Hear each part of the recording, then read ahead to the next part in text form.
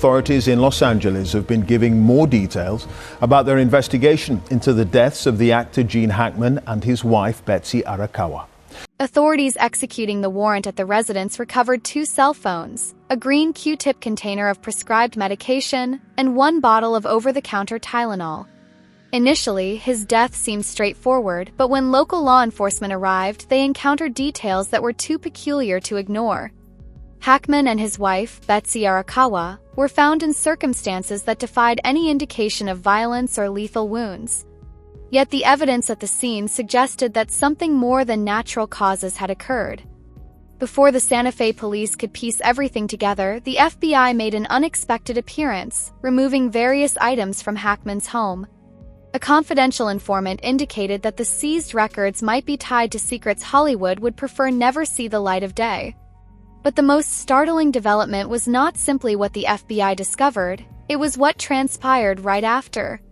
GPS logs showed that Hackman's phone left the property post-mortem, and surveillance footage documented a dark, unidentified vehicle pulling up at precisely those times. Who took Hackman's phone and what were they searching for? This had been a routine passing. Why did federal agents intervene? If Hackman had observed something deemed off-limits, what exactly had he stumbled upon? Gene Hackman's death could be the opening act of a far deeper puzzle, one that remains unresolved. Whatever lies ahead may be even more unsettling. For over 2 decades, Gene Hackman had detached himself from the Hollywood spotlight, preferring a quiet life in Santa Fe, New Mexico.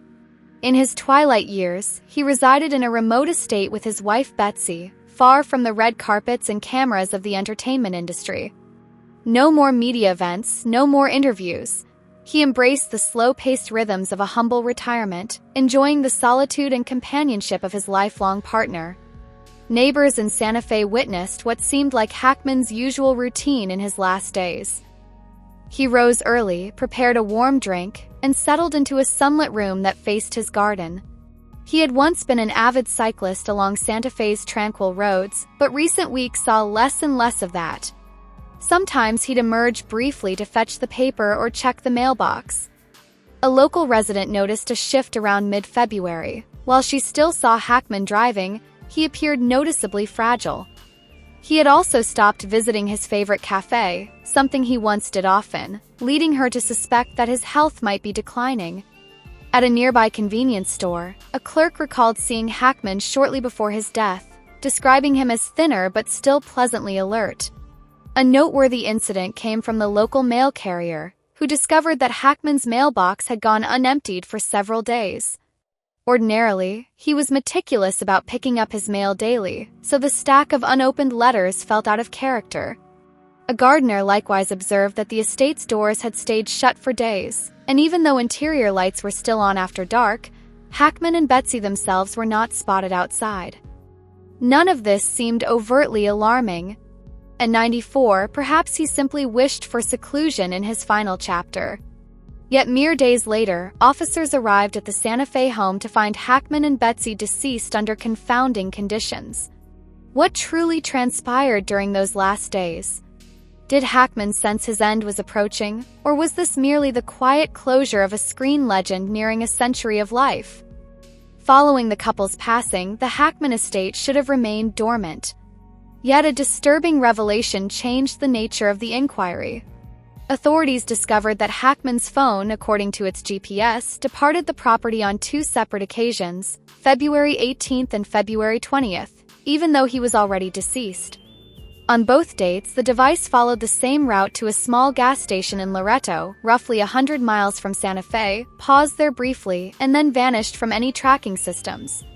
The FBI was particularly intrigued by the appearance of a black, unmarked truck at exactly those times.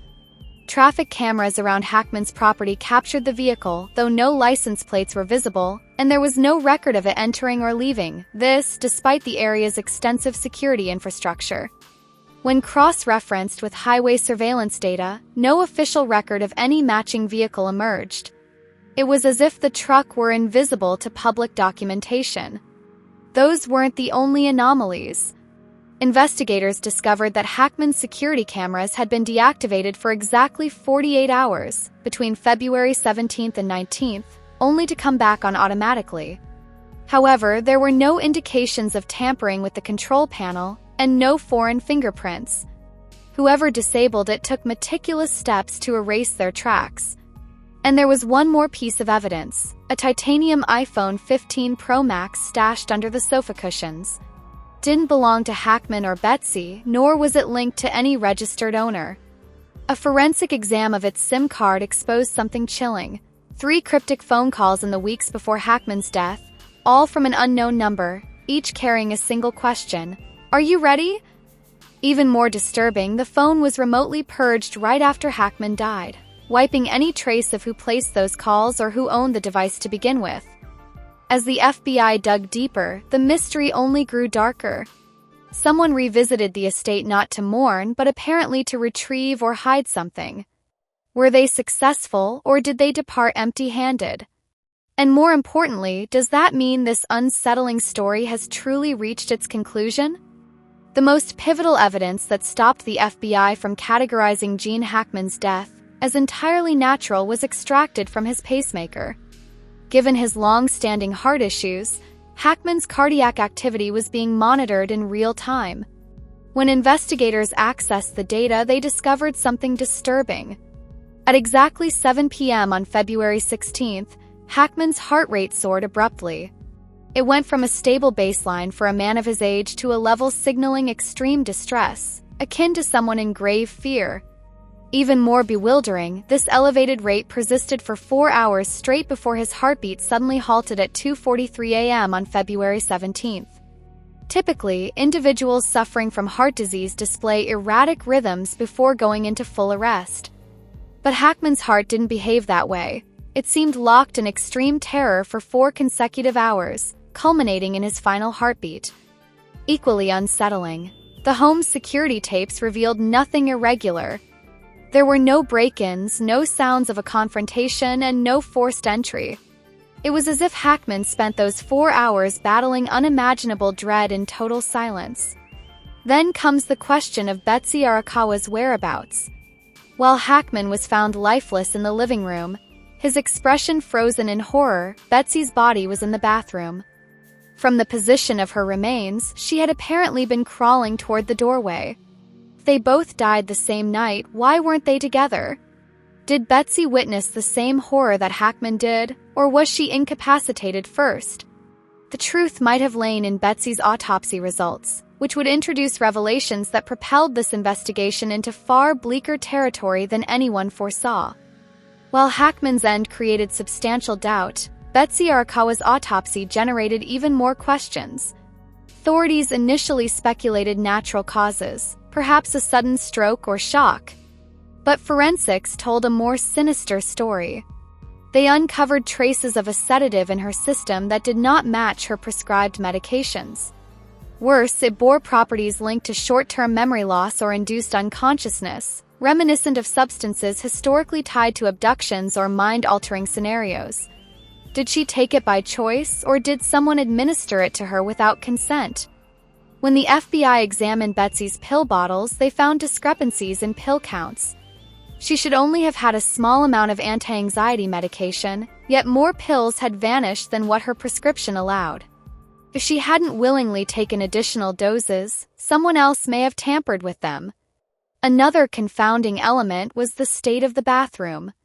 Betsy's body indicated an attempt to crawl outward, but no bruises or marks suggested she struggled with an attacker.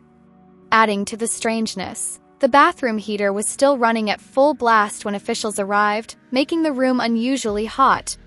In these conditions, her body underwent a rapid, partial mummification, complicating the precise determination of her time of death. What truly happened to Betsy? Did she mistakenly ingest something, or was she drugged so she would remain helpless while the horrifying event unfolded? Betsy was immobilized from the start. What did Hackman see that drove his heart to unsustainable levels for 4 hours? Answers might have been hidden in a locked safe in Hackman's study, a vault that held documents so sensitive the authorities deemed them unfit for immediate public knowledge. After completing a thorough sweep of the scene and piecing together the most vital clues surrounding the couple's deaths, the FBI turned their attention to Hackman's private study. Concealed behind a wooden bookshelf was an old safe that had apparently been untouched. Inside were papers that could reshape the entire investigation. In this locked compartment, agents found stacks of aged, yellow documents, Hackman's personal diary, and, most significantly, a USB drive ominously marked nightmare files. Yet the most striking items were the rosters of names peppered among these documents. They didn't just reference major Hollywood heavyweights, but also influential political figures and high-powered corporate elites. Some papers were stamped with top secret or eyes only, implying that this was no casual collection of trivia, but critical data tied to sensitive operations never made public. Hackman's journal offered even more concerning signs. In his final months, his penmanship grew shaky, as though he were trying desperately to record urgent events. One phrase recurred several times. "They are watching me. They don't want me to speak." The sense of paranoia was palpable, leaving the FBI to wonder, whom did Hackman believe was watching him, and what was he so scared of revealing? While the USB drive was sent off for digital forensics, an undisclosed source claimed its contents rattled even veteran investigators. Here's another mystery. The safe itself appeared untouched after Hackman's death, suggesting that if someone else entered the house, they either didn't care about the safe or had no idea it was there. Did they come searching for something else, or was there a different reason for their clandestine visit?